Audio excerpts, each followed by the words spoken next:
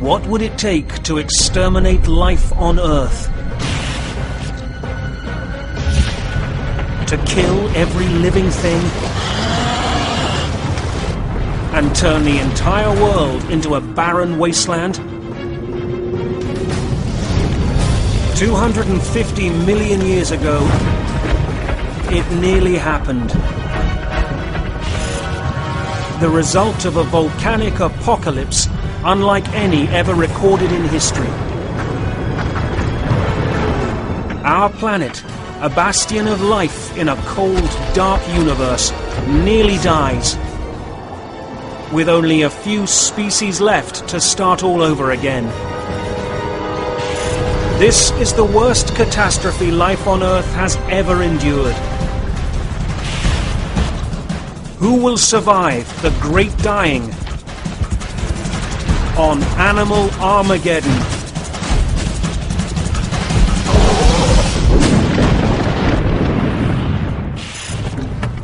Diseased nature oftentimes breaks forth in strange eruptions. William Shakespeare, 1598.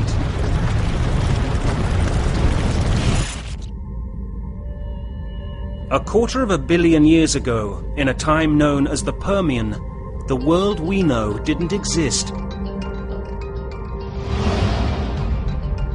In fact, the world of dinosaurs didn't even exist. This is millions of years before they appeared on Earth. All land is fused together into one supercontinent called Pangaea.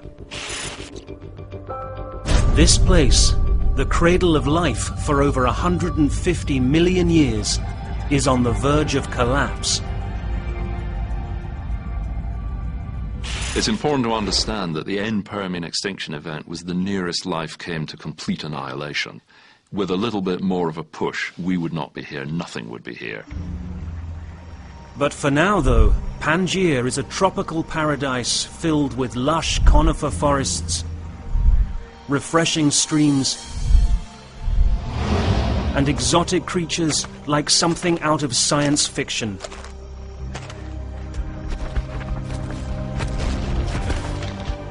Their shapes are as foreign as their names. Lystrosaurus, Gorgonopsian, Thrinaxodon,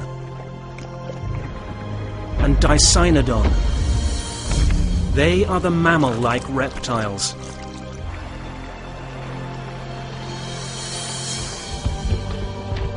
Mammal-like reptiles are kind of the lost group of vertebrates, lost in the fact that they've never had their own popular movie.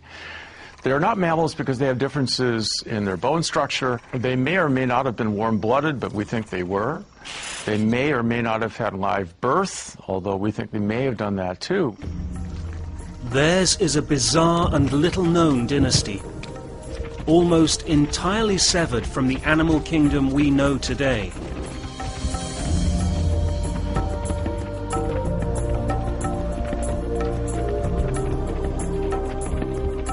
Let's imagine now the African plain, Kenya, and you see vast herds of beasts. They would look like mammals from a distance. Wildebeests. You get up closer and you see, no, these aren't true mammals at all. They're mammal-like reptiles. At the end of the Permian period, this forgotten world is flourishing. Earth is a place of peace and prosperity. A reptilian Garden of Eden.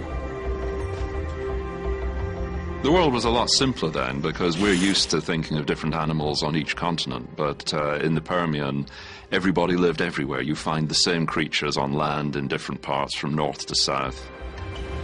The warm, shallow ocean that covers the rest of the planet is also swarming with life. How could such a nurturing world become so hostile that 90% of all animals on land and sea will vanish forever?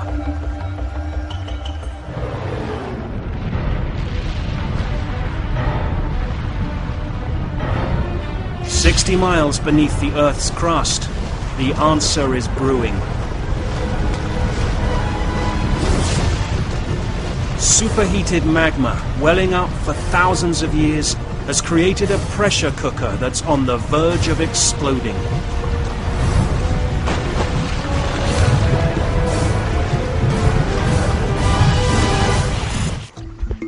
But Pangaea's inhabitants are blissfully unaware of what's about to happen. All across what is now Kansas, flocks of Lystrosaurus graze the plains. These hog-sized creatures have sharp beaks for pruning plant life, and long tusks and claws for digging up roots and tubers. Oblivious that doomsday is coming, they go about their lives focused on more immediate dangers. The greatest comes from Gorgonopsian, king of the Permian jungle. All right, let's bring a Gorgonopsian back to life. But if I'm going to do this, I'm going to have him in a cage right there. You need more than a shark cage. This is a big, powerful animal. They must have been the top predators of their ecosystem. I've seen skulls of these things that are about 2.5 feet long, so much larger than a lion skull today. A solitary predator, Gorgon can weigh as much as a grizzly bear. A pair of 4-inch canines protrudes from his jaw, the first saber teeth in history. Lystrosaurus are so abundant they've become a mainstay of the Gorgon's diet. Much like the wildebeest to the African lion.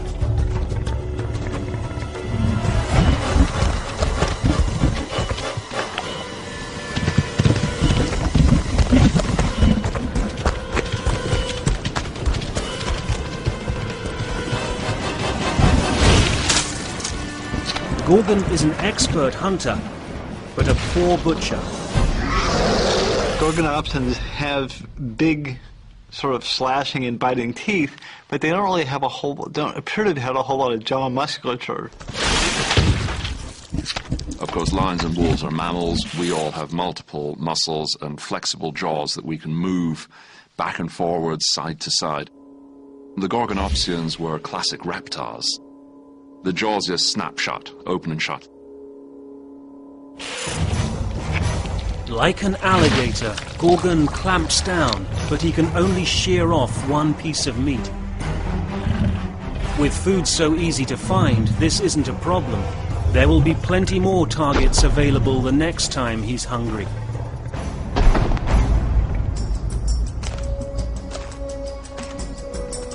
With Gorgon long gone, a meek but hungry Thrinaxodon slinks in. This cat-sized carnivore lives on scavenged meat and insects while dwelling in the shadows. But this scavenger's survival will be crucial to our own future. Thrinaxodon seems to give rise to all subsequent groups that become modern mammals. If Thrinaxodon doesn't get through this mass extinction, we don't have this conversation. Maybe something else is here, but not us. Who will be equipped to survive the coming apocalypse? In just 5 hours, the test will begin. Across the supercontinent in what is now Siberia, volcanic pressure is coming to a head. Building beneath an evergreen forest filled with life. Today, the search for food has led Lystrosaurus and the closely related Dicynodons to a strange and ominous discovery. Whatever it is, it exhales foul, sulfurous breath, a witch's brew of toxic chemicals unlike anything these creatures have experienced before. Unaware of the danger, they probe the hardened black soil. It's very hard to know what it would have felt like in the last days of the Permian. Certainly if you'd been near to the Siberian traps, there must have been premonitions of something about to happen. Suddenly, violent tremors rip their way through the forest. The Great Dying, the worst mass extinction the world has ever known, has begun.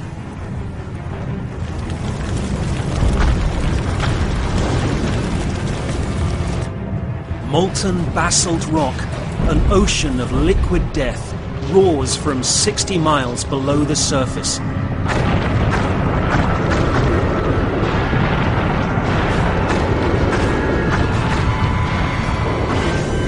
A 20-mile crack severs the landscape.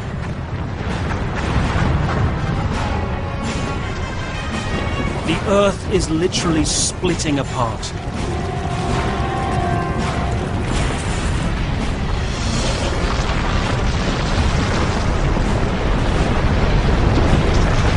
Animals are incinerated in a flash, like paper in a flame, consumed by a tidal wave of liquid fire.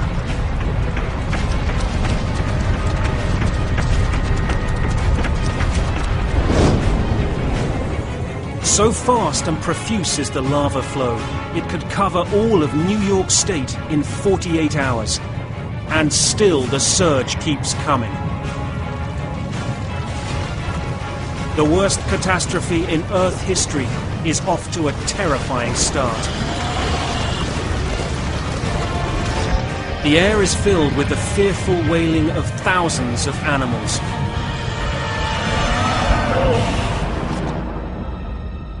In time, all the creatures of the world will join this sad chorus.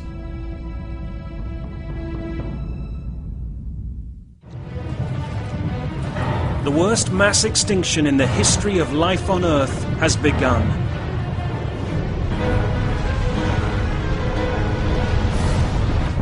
Hundreds of thousands have already been lost in Siberia, but it will be billions worldwide before this is over.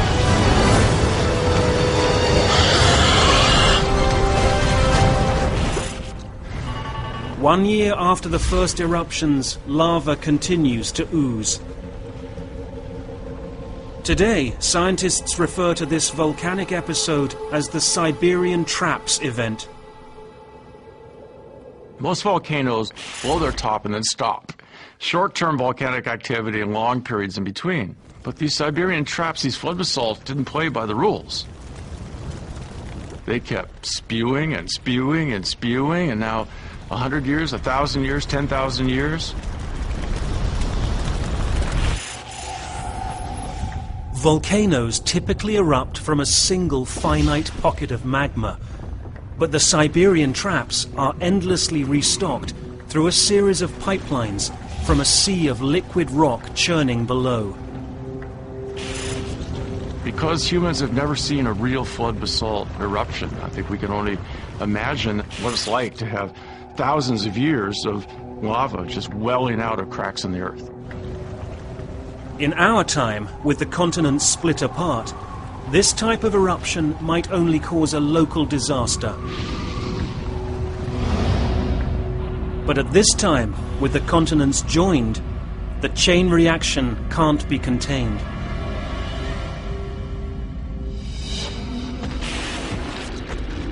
Wounded, hungry and confused, the survivors begin a mass exodus from Siberia. With so many animals completely vulnerable, the Gorgons are thriving for now.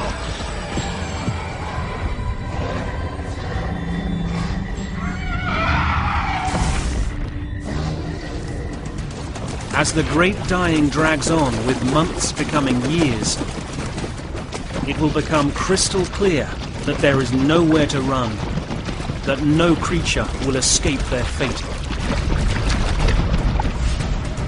The volcano's wrath slowly overcomes the world, throwing Mother Earth off balance.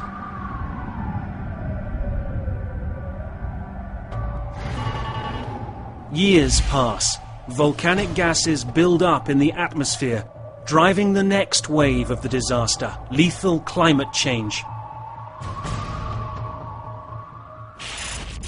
The cracks in the Earth release gigatons of carbon dioxide and sulfur dioxide into the air. Sulfur dioxide blocks out the sun, while carbon dioxide traps heat. The increase of both gases triggers decades of intense, seesawing weather patterns.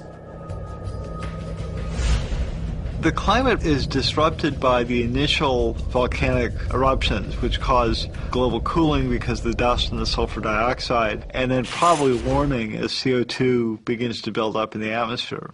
So you have sort of a mix of things, and climates are probably switching back and forth. That makes it pretty hard for animals to figure out how to live.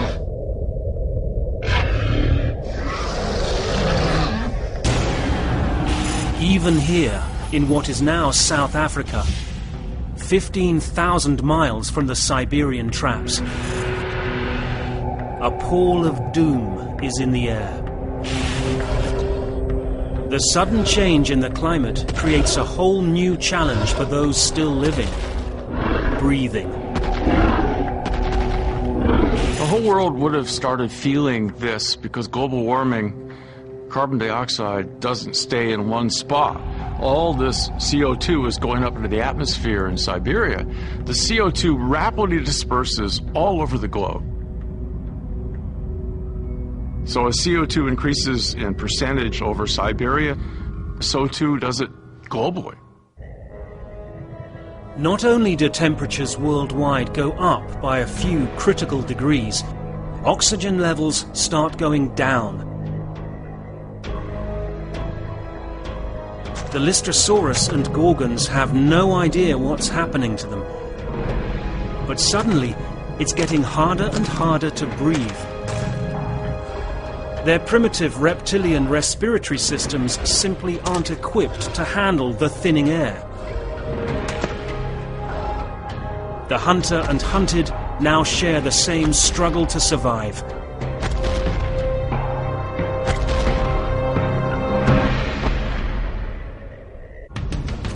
Still, it's the little Thrinaxodon that perseveres. Seems like evolution is favoring the ultimate underdog in this crisis. Her small, thin frame makes her better suited to the heat than the bigger players of this lost world, and the bony plate separating her nose from her mouth, a distinctly mammalian trait, enables the Thrinaxodon to breathe and chew at the same time. As the air turns foul, it's a critical adaptation, and it's something the larger, stronger mammal-like reptiles are missing. Another advantage this little species has is its social structure. Like many of today's small mammals, Thrinaxodon lives in a supportive group of family and neighbors. This animal was denning. It probably had young in that den. It might have even had a communal structure, sort of like a meerkat, with multiple individuals living in sort of a community structure. And that's really a hallmark of sort of mammal type of behavior. Especially in times of stress, communal living can ease the burden of staying fed or fending off predators. But Thrinaxodon is not the only creature to weather the storm so far. A new predator is thriving in the rapidly warming environment. Proterosuchus. The nasties of the late Permian and the early Triassic are a group called archosaurs. The meanest, nastiest, and first of them is called Proterosuchus. Proterosuchus is not a dinosaur, but in time his kind will give rise to them.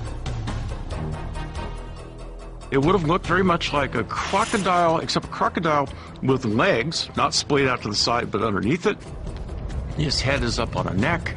It's got a skull that's sort of crocodilian, but a little more compressed to the side.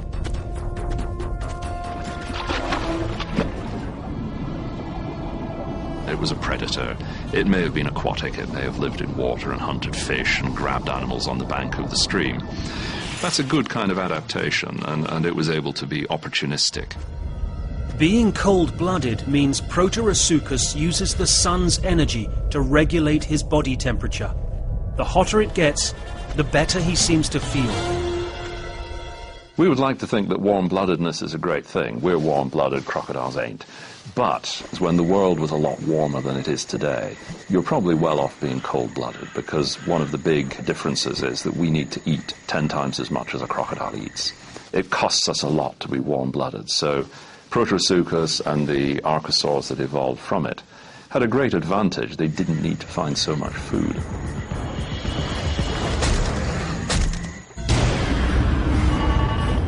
It's been 25 years since the first eruptions of the Siberian traps. And still the molten basalt continues to flow.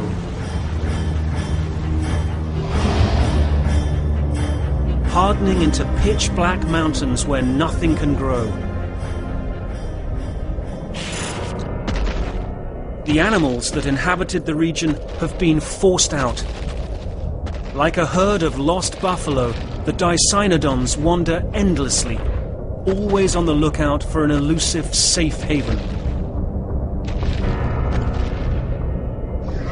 The Gorgons of northern Asia have seen their population cut by half due to hunger and disease. The younger generation knows nothing of their ancestors' glory days, just this meager, desperate existence.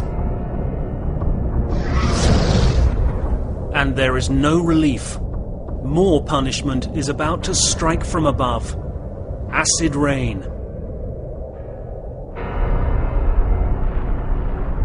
The next stage of the disaster is brewing in the atmosphere itself.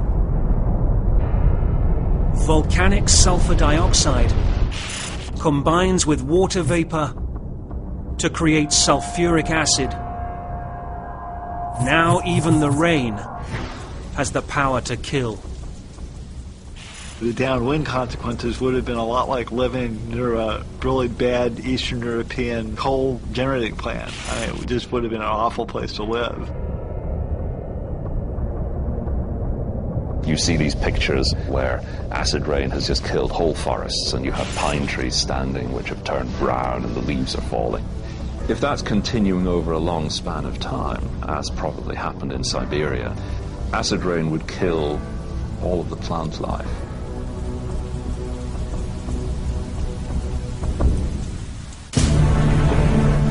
Day in and day out, the caustic liquid rains down on every corner of the globe, killing all the vegetation. And for those with no place to hide, daily life becomes excruciating.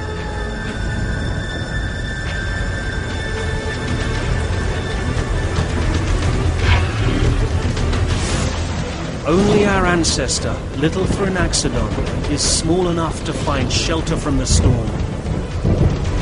Will Thrinaxodon be the only survivor?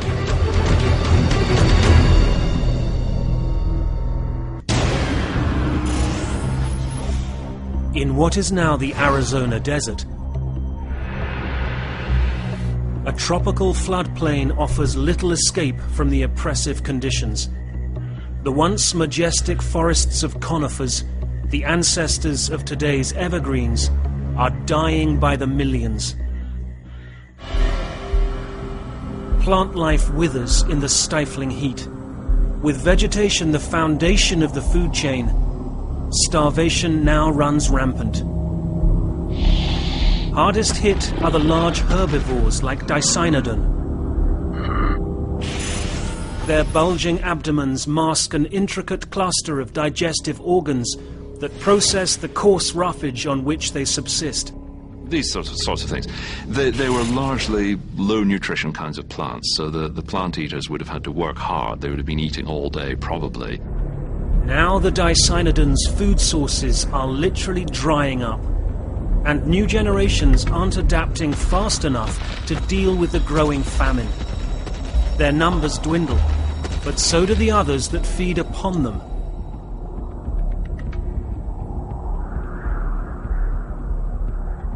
We need to understand there's a food chain operating, so that the extinction of plants will affect everything, all the animals, whether they eat plants or not.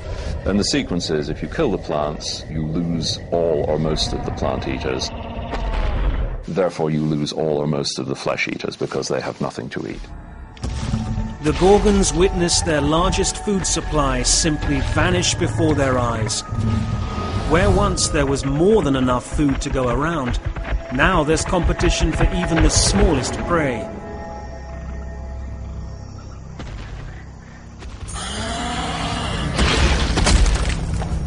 So you've got fewer herbivores. It takes a lot of herbivores, a big territory, to keep a top carnivore alive and happy.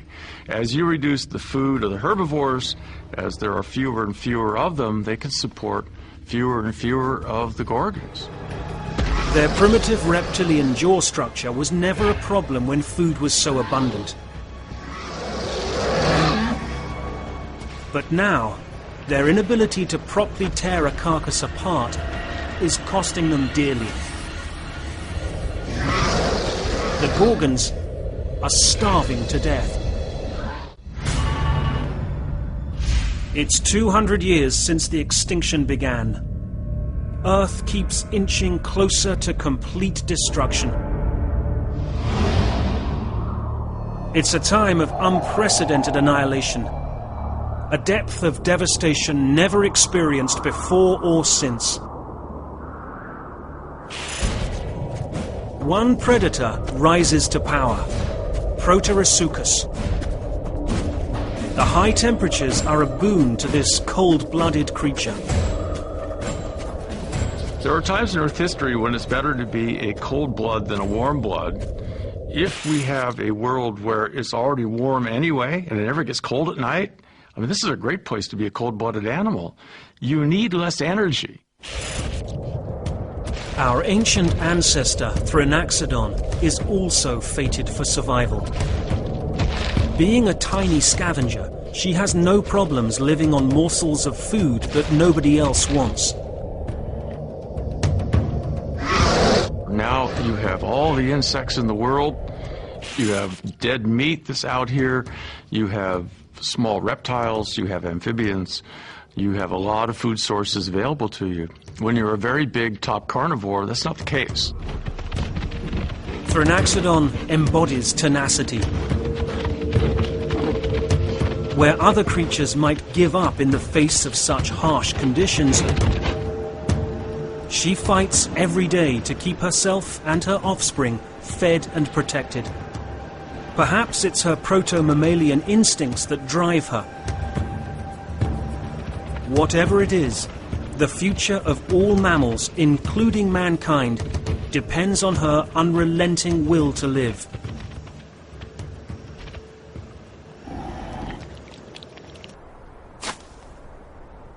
Thrinaxodon wouldn't look much like any mammal alive today.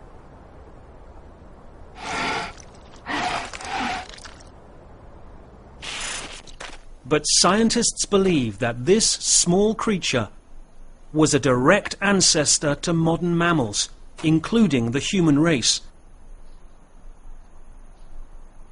So how do we know that Thrinaxodon was related to mammals, including mankind? Evidence of its unique mammalian traits comes from the fossil record.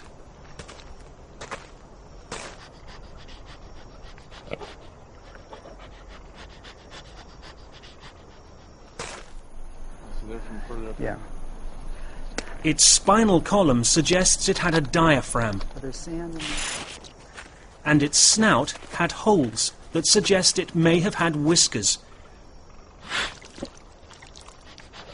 If it had whiskers, it probably had hair, and if it had hair, it was most certainly warm-blooded. As more clues are uncovered, science will shed even more light on our ancient ancestors and their evolution.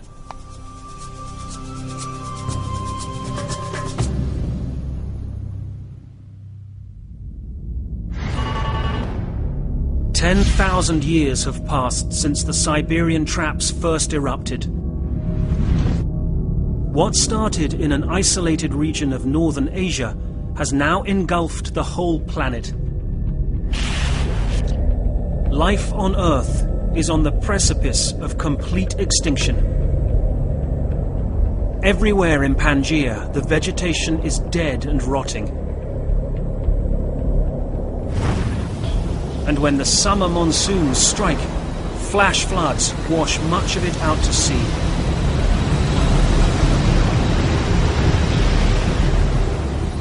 Along with millions of tons of topsoil.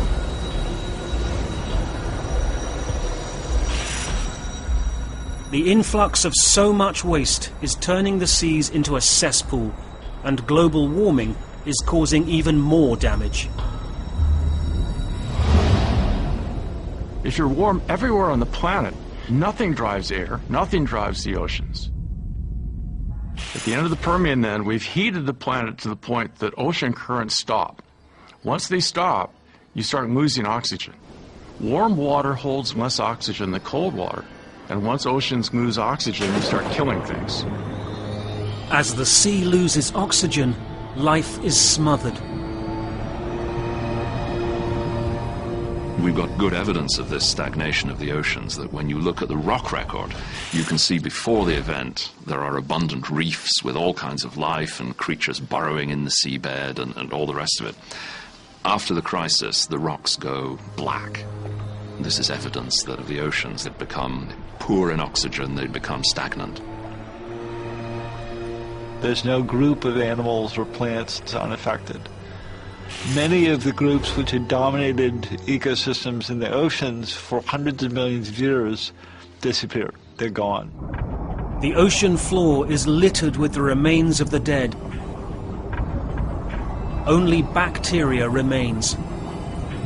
As the ocean changed from oxygen to oxygen-free, the microbial content changed from the friendly microbes, which are sort of life-neutral to us, to a totally different group.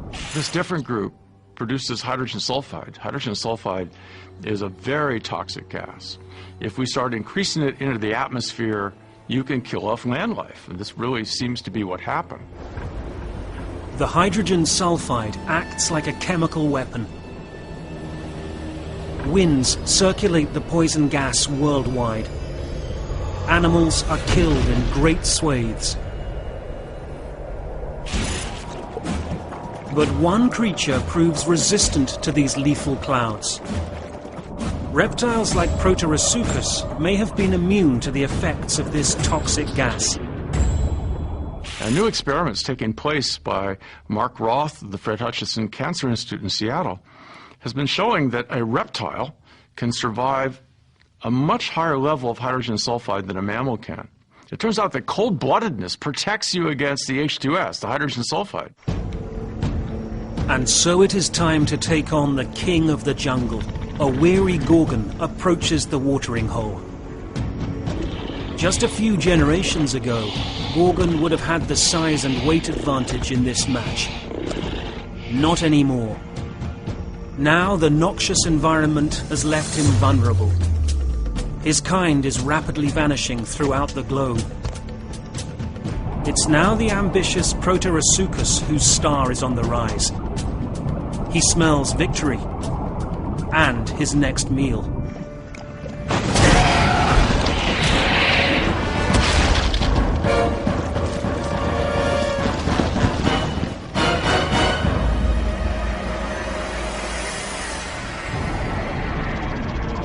Proterosuchus and others like him are becoming top carnivores. It is now 20,000 years into the Great Dying. Death on land drives death in the ocean. Death in the ocean drives death on land. As this vicious cycle intensifies, the planet lurches toward oblivion. Does anyone, even Proterosuchus, have a future?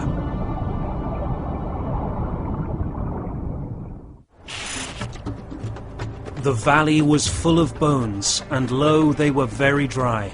Ezekiel chapter 37, verse 1. 150,000 years after the Great Dying began, The Siberian lava flow that launched the greatest mass extinction ever known on planet Earth is now a mile deep, enough to encase 4 Empire State Buildings stacked one on top of another.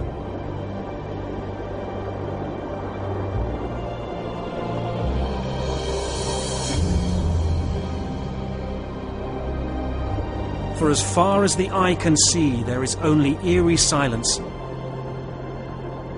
The lush forests gone. The refreshing streams gone.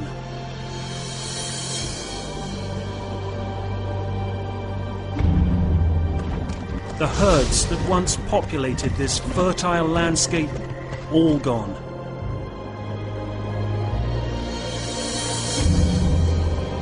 From space, there's no green, there's no plants, there's just this huge landscape of rock.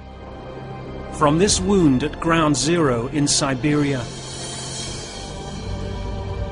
death has spread around the world.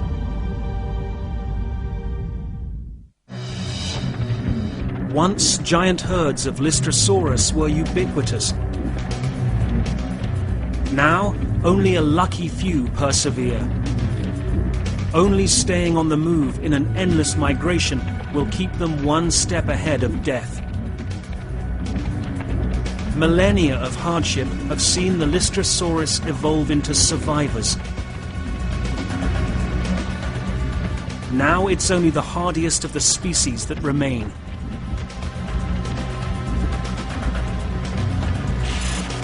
They are smaller than their ancestors. They can go longer without food and water. And their survival instincts are razor sharp. Here in what is now Egypt, this band of migrating Lystrosaurus find a hidden treasure. Any fresh water in this arid desert world is worth fighting for.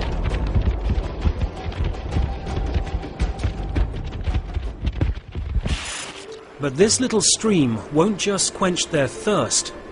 It's about to change the destiny of their species and the history of life on Earth. Because another herd has been drawn to this very spring. A band of Lystrosaurus from South Africa.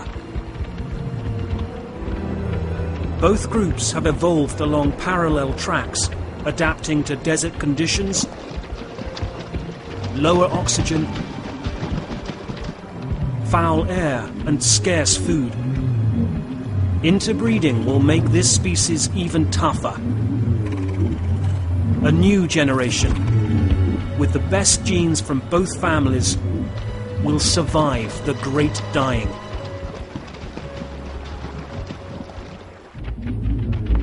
Still, the future of this species will depend on adaptation and chance. There's a question of luck and design happening at two levels. They were lucky to survive, but then the ones that went on to rebuild the ecosystems, they also had good adaptations that fitted them to the future. So people need to separate those two aspects. How do you get through the crisis, and then what do you do afterwards? Their cousins, the Dicynodons, haven't been as lucky. The rapidly changing world is too much for the species to bear. This is their only legacy.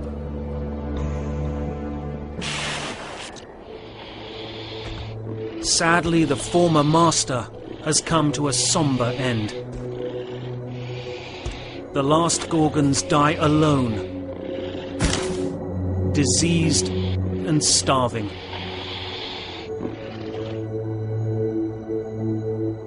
The proud, ferocious line of the Gorgonopsian is now extinct, never to return.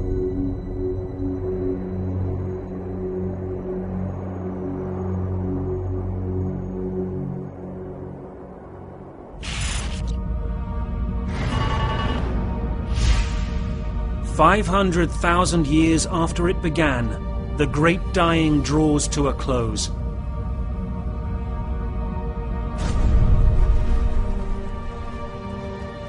The Siberian traps poured over 2.5 million square miles of lava onto the Earth's surface. Enough black basalt to cover over 3/4 of the US several miles deep.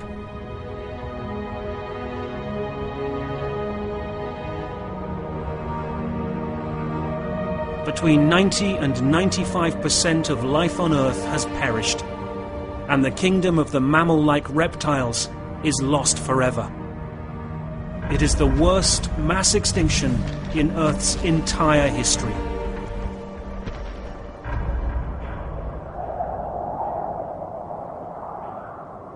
There's no ecosystem on Earth that's unaffected. There's no group of animals or plants that's unaffected. The end permanent extinction is about twice as severe as any other mass extinction that we have in the last 600 million years. But as a testament to how resilient life really is, even this was not enough to drive all animals into extinction.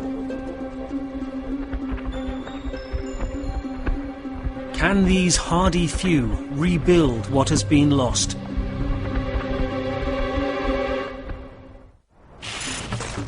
It was not death, for I stood up, and all the dead lie down. Emily Dickinson, 1862.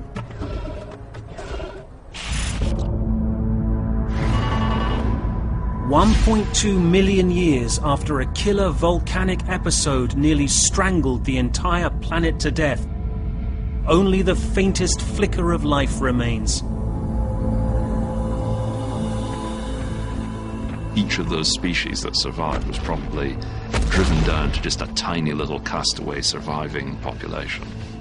So those survivors were lucky in a sense, but they had a pretty grim time for a long time afterwards as the Earth recovered. And from just a handful of survivors, evolution begins anew.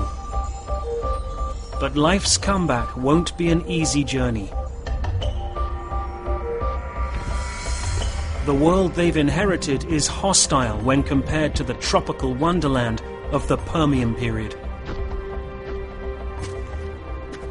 As we study the early Triassic, 5 million years or so after this event, it took an awful long time before life even began to get better.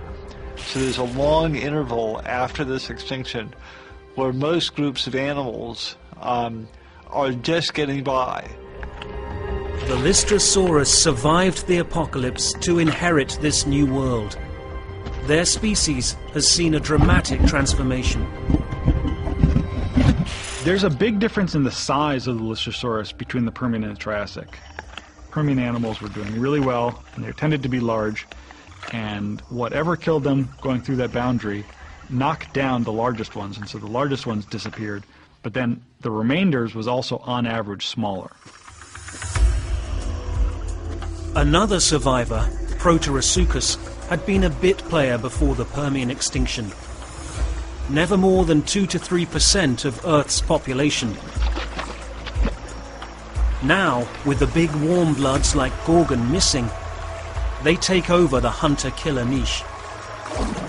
Proterosuchus then led to, and there was the evolution of, a variety of archosaurs, which ultimately led to modern crocodiles on the one hand and modern birds on the other hand. In between, of course, we had the dinosaurs. Luckily for us, our ancestor, Little Thronaxodon, has also made it through the extinction. Thronaxodon is a key animal because now, looking back, that was nearest to our ancestor of all the survivors. Thronaxodon had the right stuff at the right time to ensure not only its own survival, but the future of all mammals, including the human race.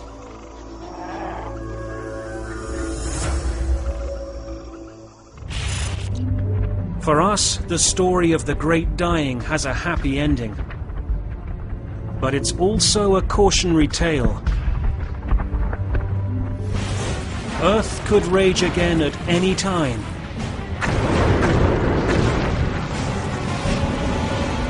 Unleashing a slow, relentless stranglehold on our planet.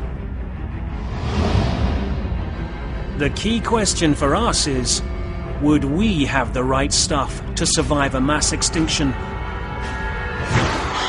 Or like the once mighty Gorgons, would evolution leave us in the dust?